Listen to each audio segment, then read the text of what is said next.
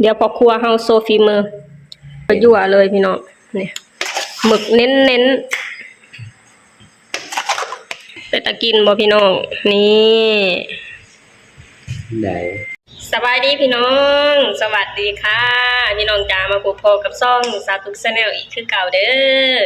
มาพบกันอยู่เฮือนคือเก่าเด้อพี่น้องตอนนี้เป็นเวลาประมาณ5 โมงกว่าๆเนาะพี่น้องเนาะพากันมาแต่ไปตลาดพี่น้องจ๋ามื้อนี้เมนูมื้อนี้เบาดอนเพิ่นลงมือเฮ็ดกินเองเนาะพี่น้องลงครัวเฮ็ดกินเองเนาะพี่น้องเนาะเมนูที่นำเสนอจ๋าโอเคเมนูที่นำเสนอวันนี้คือเมนูอะไรเดี๋ยวจะยำปลาหมึกพี่น้องจ๋าเพิ่นซื้อปลาหมึกมายำสู่ลูกสู่เมียกินเนาะพี่น้องเนาะไปพี่น้องนะคะไปเบิ่งกันเลยว่าเพิ่นจะเฮ็ดแบบใดเนาะพี่น้องเนาะพอครัวเฮาลงมือเองมื้อนี้พี่น้องอร่อยเลยนะอร่อยว่ะครัวเฮาก็สิหกในเด้อพี่น้องเพราะว่าเริ่มเฮ็ดกินแล้วก็เริ่มเอาของเอาหยังออกมาเพราะว่าครัวก็แคบๆนะพี่น้องจ๋าก็จะหกในนิดหน่อยพอเฮ็ดแล้วเรียบร้อยก็จะเก็บคือเก่าแล้วพี่น้องนะเดี๋ยวพอครัวเฮาโซฟีมือเราจะเอาตาปลาหมึกออกก่อนเครื่องออกอ้าวมีกินมาได้จะเอาขี้ยำปลาหมึกขี้นี้จะมาออกไม่หมดแล้วก็สลังปลาหมึกเนาะอันใสๆแข็งๆนะแม่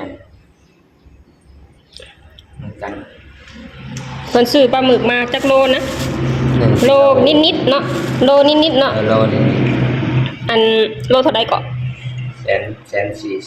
140นี่พี่น้องปลาหมึกโลนึง140ได้หลายโตเติบเด้เนาะเนี่ยออกมาให้เบิ่งดิจักโต3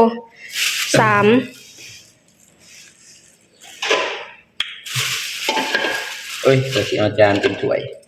5 6 7 8ตัว9 3ตัวไหนวะ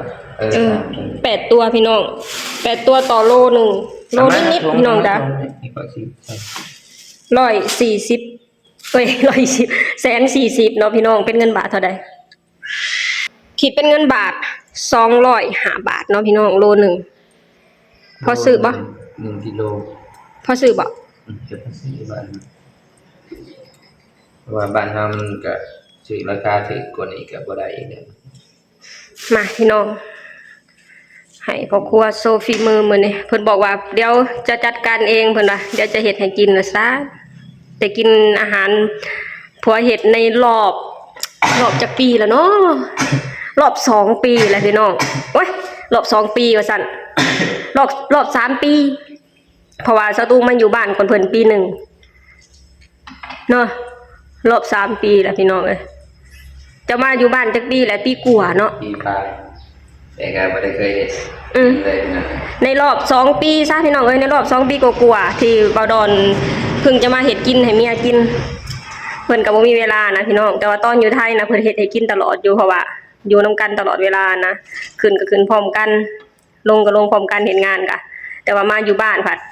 อยู่บ้านแทบสิบ่มีเวลาฮอดอยู่บ้านตื่นเช้ามาก็ไปแต่6 โมงมื้อเนาะอุ้ยตื่นเช้ามาไปแต่6 โมงกลับมาบ้านอีกทีก็มืดแล้วพี่น้องเอ้ยมืดก็บ่ได้มาก็เลยมื้อนี้ในรอบ2 ปีกว่าได้กินฝีมือของคุณสามีเอาให้มันอร่อยเด้อแม่นลืมอันวิธีเฮ็ดของกินแล้วบ่นี่บ่ได้เฮ็ดดนล่ะยืมอย่าบ่เอานำได้แต่มีแต่เมียเฮ็ดให้กินเดี๋ยวแซ่บใส่ผ้าอันแห้งคือครัวข้างเนาะวันนี้วันเดียวเท่านั้นวันเดียวว่าซั่นเป็นให้ทุกวันไม่ได้เลยเป็นนานแล้วเป็นมานานแล้วบ่อยากให้ค่อยขึ้นตำแหน่งให้เจ้าอ่ะ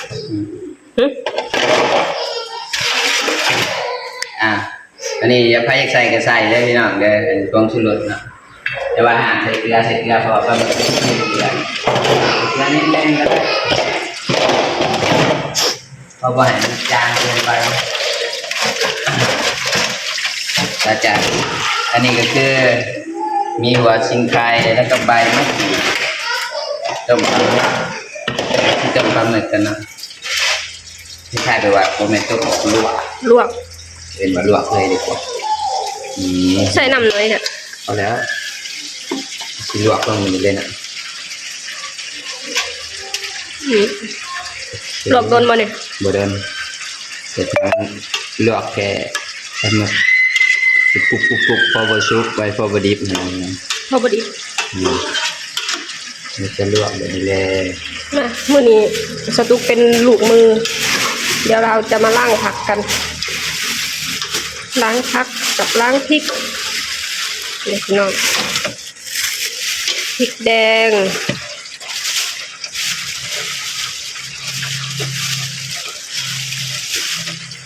ตังโอมะนาวมะเขือเทศอันนี้เจ้าก็คือลายหัวแต่ ทำไมแม่ มันเล่นกับอันนี้นะ มันเล่นแค่อันนี้เพราะว่านี่ใส่เบิดเลยมันแซ่บ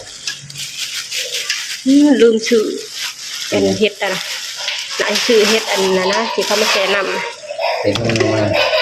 หมอ จะยำนะ เห็ดชะยำเห็ดขาวๆ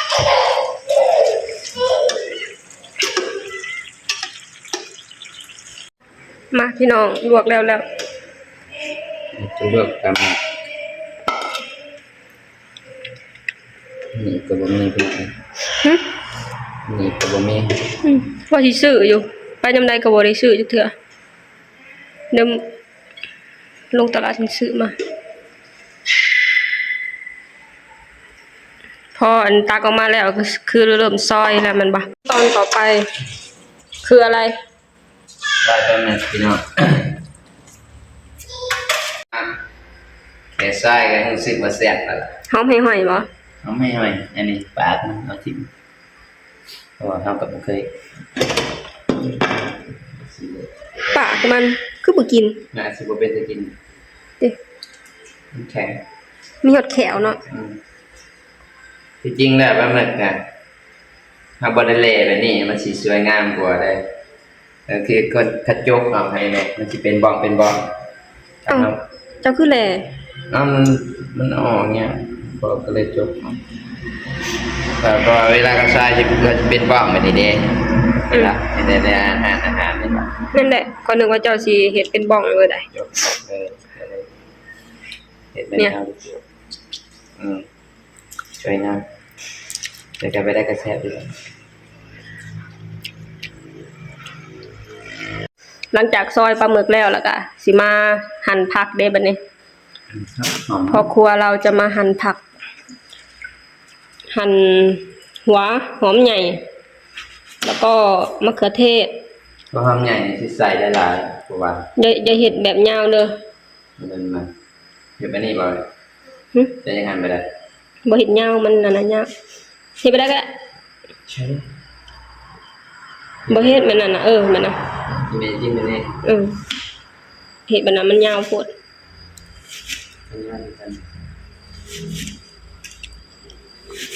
เล่นลาย เอาเจ้าน่ะบ่เลือกกันหน่วยใหญ่ เปิดเท่านี้ความงามของเนี่ยไปเนี่ยพี่น้องอันนี้ครับคือเตรียมเครื่องไว้ก่อนนะ เตรียมเครื่องเคียง เครื่องเคียงเราต้องเตรียมไว้ก่อนสิใส่ไปเลยนะบางเล่นนี่เพราะว่ามันบางเล่นอะไรก็หอมหัวใหญ่ใส่หลายๆเป็นหอมนี่เรียบร้อยกันเงินก็ตั้งใส่ผักกระโดดก่อน ผักตั้งโอหรือผักกุ้ยช่ายบ่อยู่ไทยเอิ้นว่ากุ้ยช่ายบ่แม่นบ่ล่ะพี่น้อง เกิดยังก็ แม่นบ่พี่น้อง บจื้อลืมสื่อมันเลย แม่นมาบอกสตุกหน่อยเด้อ ว่าไงพี่น้อง อยู่บ้านสตุกน่ะเอิ้นว่าผักตั้งโออยู่ไทยน่ะขึ้นช่ายบ่หรืออีหยังนี่ล่ะผักขึ้นช่ายหรือกุ้ยช่ายผัก กุ้ยช่าย ผักกุ้ยช่ายอะนะพี่น้องขนาดนั้นสตุกไปซื้ออยู่ที่ไทยสตุกบ่ฮู้ซื้อสิแนะสัตว์เนาะสิถามเขาว่ามีผักใส่ยำไหม เขาก็จะเอาผักกันนี่แหล้วมาให้ พี่น้อง ที่สำคัญเราจะไม่ลืมแบ่งให้คนหน่อยเด้อพี่น้องเอ้ยเฮ็ดเค็มนี่ก็คนหน่อยก็มากพี่น้องจ้ะ ปลาหมึกมาบัดนี้ นิดมันไปมีขอจ้างเผ็ดเดี๋ยวเผ็ด แล้วก็ปลาหมึก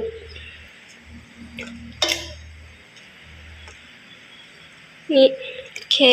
เดี๋ยวจะหุงข้าวแล้วก็เอามาบีใส่ให้เพิ่นกินข้าวเจ้ามื้อนี้คนน้อยกินอีหยังที่ง่ายๆพี่น้องจ้าผู้ใหญ่กินอีหยังกับคนน้อยต้องกินนำ ไม่ใช่ได้เลยนะผิดนะ ตำมะเขือพี่น้องจ้าตำพริกเอาใส่เผ็ดแหน่เผ็ดแล้วนี่นะ เผ็ดแล้วนี่ก็เผ็ด มันสิเผ็ดอยู่ เผ็ด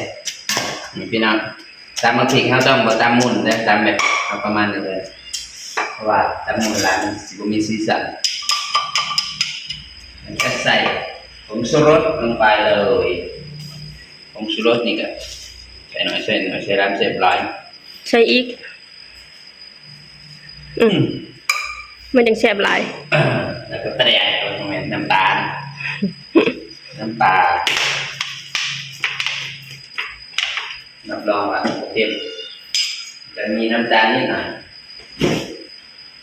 ถ้าใส่มาหวานก็ใส่น้ำหวานมาใส่บะหมี่กันใส่น้ำตาลนิดหน่อยนะครับเจียวอมหวานต่อมาก็มะนาว มาพี่น้องจ้า พี่น้อง เอาอันนี้ลงก่อน หลังจากเราปรุงเครื่องปรุงได้เรียบร้อยนะซีมันว่าแซ่บหรือไม่แซ่บแซ่บเลยนะพอแซ่บแล้วเราก็เอา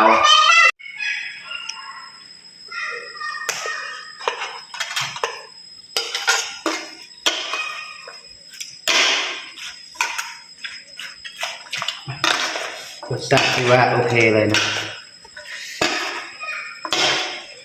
มึง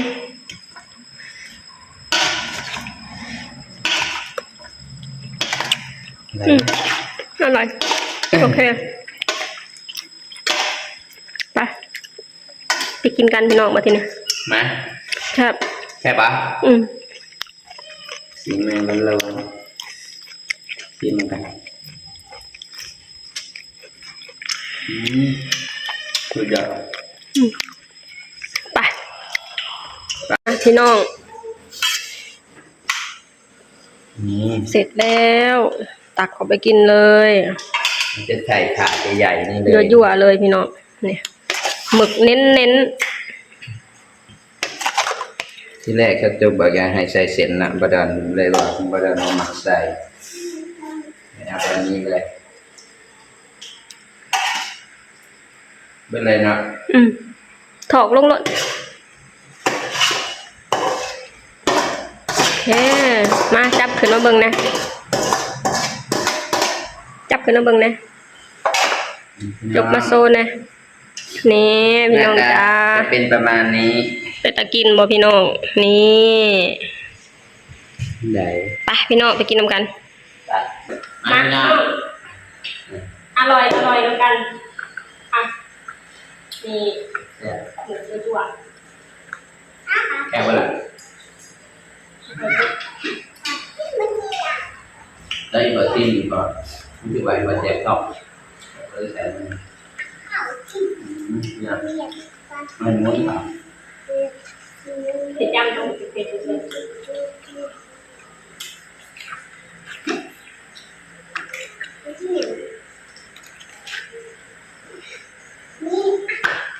แซ่บเนาะเมนูนี้ยากที่จะได้กินเลยเพราะว่าเงินหนูทางร้านเป็นเงินกี่เปอร์เซ็นต์40เงินบาทอะ205 บาทเด้อพี่น้อง อันที่สิบนี่คือได้แค่ปลาหมึกเนอะเนาะปลาแมงบ่ได้ แกไปซื้อผักอะไรตัวเอง 30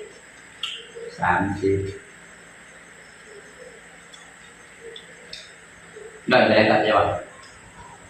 ได้5 บาทละ 205 บาท ประมาณทำได้50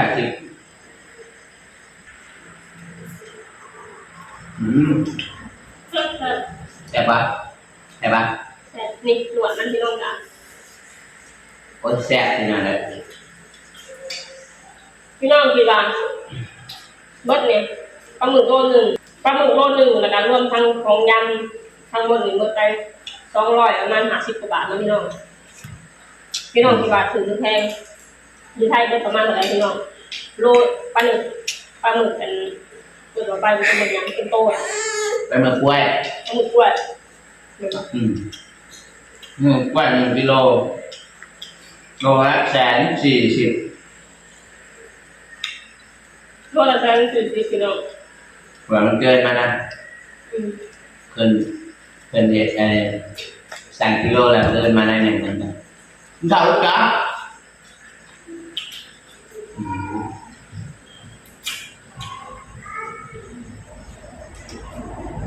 ไปลูก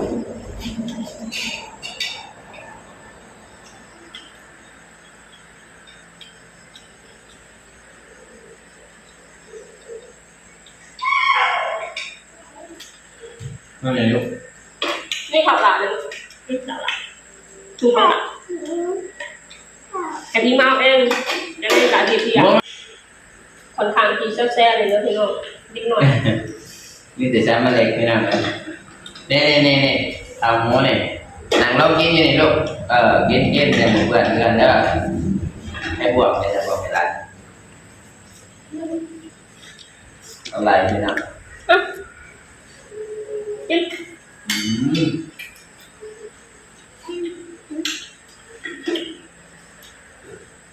เนี่ย กินยัง เนี่ย ได้ละกินได้ไหมลูกกินจับมันนะไหนว่าเห็นน้ำจะกินมากินบ้าง เอาจะเอาของเอื้อยเอื้อยของเอื้อย ของหลานก็มีได้ของหลานเลย ของหลักก็มี กิโลนะอันนี้มาใก แซ่บ ล้ๆกัน พี่น้องเลย อันนี้มาใกล้ๆกัน คนหน่อยอ่ะบ่ไปดื้อเป็นไหน เราไว้ลูกจับ นั่นคือว่าคนหน่อยอร่อยพี่น้องจ้า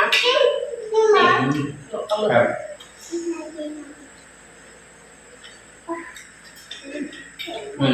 อยู่ฝั่งไหนฝั่งตาถูกจับโต๊ะกับไม่อยู่นำ มือจะไม่ได้น้ำใหญ่แล้ว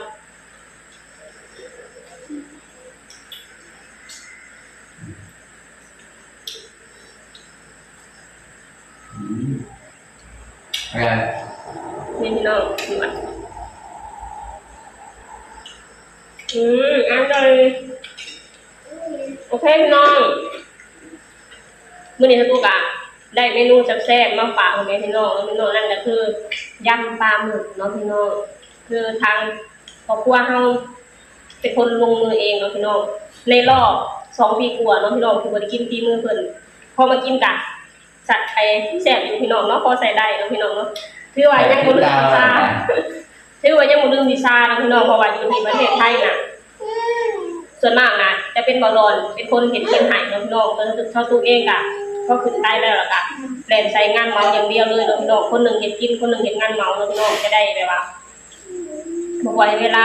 เสียไปซื้อเขาจะได้งานเมาไวเนาะพี่น้องเพราะว่าอันเวลาที่แต่งงานเมานะบ่ค่อยหลายเนาะพี่น้องเนาะก็เลยคนหนึงเฮ็ดกินคนหนึงกะมาแต่งงานเมาเนาะพี่น้องเนาะโอเคพี่น้องมื้อนี้กะ